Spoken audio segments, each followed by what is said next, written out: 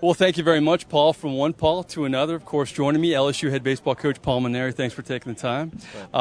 Let's just talk about your job as a coach is to sometimes find imperfections and improve them on a team.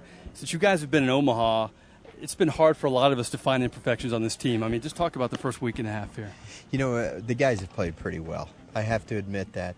But as a coach, you're never totally satisfied.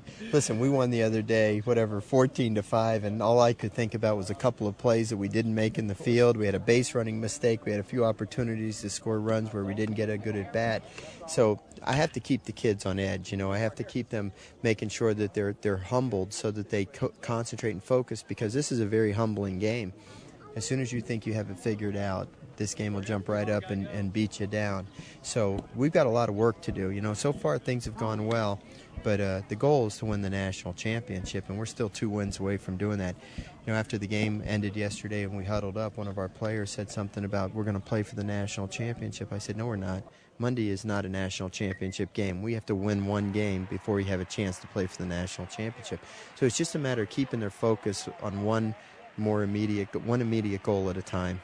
Speaking of focus, I know one thing that really sticks out about this team has been their approach, a very business-like approach. And they've had to obviously have some days off, and you've had to keep them fired up. But that hasn't been hard on you because this team has been focused. Well, I think this week has been really great from that standpoint. I can't remember a week I've ever had in coaching in 27 years where I've had a team that seems so disciplined, so focused, so energetic and enthusiastic, so loose. But balancing it with all the other qualities. You know, in other words, they're loose but not lackadaisical. They're confident but they're not arrogant. You know, they're intense but they're not tight. And I think that's a great thing. I wish I knew how to do that all the time. We do it all year, every day. But somehow it just seems to be blending right now. And I don't know if it's experience of being here or in having an experienced team or what, but so far that's the way they've approached it, and if we can carry this through for a few more days, maybe we'll have some success against Texas. You mentioned the word balance. I mean, this team is really balanced. The pitching has been there like it has all season, and the hitting's really come alive. I mean, you have 8 guys batting over 300. I mean, it's really coming together at the right time.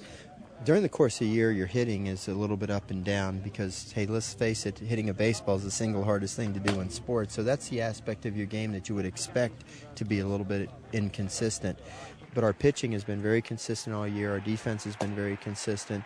And right now we're clicking on all cylinders offensively. So when we put it all together, we've got a pretty good team. So let's hope we can keep it up for a couple more games. I know you're looking ahead, but a lot of people look at your short tenure here at LSU. Only 2 years ago, did not make the postseason. This program's come a long way in 2 years. You have to be proud of that. Very proud.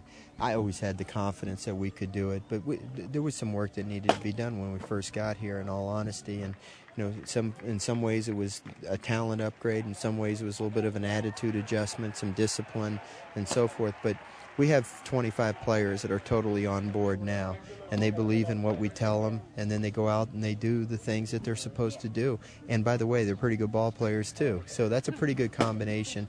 You know, the kids are doing well in school, they're doing a lot of community service work, and when they get to the ball field, they're having fun when they're out there.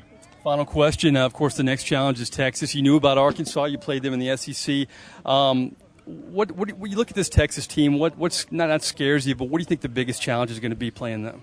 You know, when you get to this point, there's no easy games left, and we expected to face a very, very tough team, and that's exactly what we've got on our schedule now. Just one team remaining, the Texas Longhorns. And when you say the name Texas Longhorns, that immediately just represents excellence in all things and in all sports.